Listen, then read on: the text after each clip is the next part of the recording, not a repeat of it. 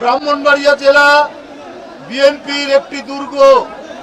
ব্রাহ্মণবাড়িয়া জেলায় তৃণমূল থেকে জেলা পর্যায় পর্যন্ত এখানে বিপুল সংখ্যাগরিষ্ঠ মানুষ ধানের শীষে ভোট দেয়।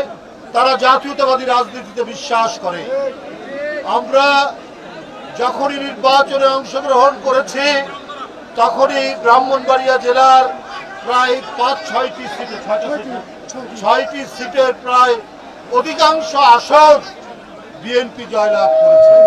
তাই ব্রাহ্মণবাড়িয়া জেলার নেতা কর্মীদের মধ্যে উচ্ছ্বাস আবেগ অত্যন্ত বেশি। আজকে সুদূর ব্রাহ্মণবাড়িয়া জেলা থেকে বিএনপির নবনির্বাচিত সভাপতি ইঞ্জিনিয়ার শ্যামল খালেদ হোসেন শ্যামল এবং সাধারণ সম্পাদক সিরাজ, তাদের নেতৃত্বে বিপুল নেতাকর্মী এই শহীদ জিয়ার মাজারে উপস্থিত হয়েছে। আমরা তাদেরকে আন্তরিক ধন্যবাদ জানাই, শুভেচ্ছা জানাই।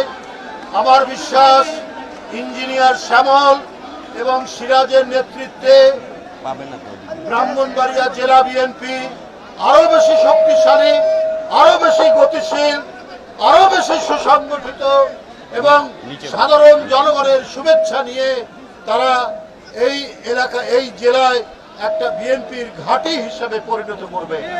এটা আমাদের দৃঢ় বিশ্বাস। বন্ধুরা আমার,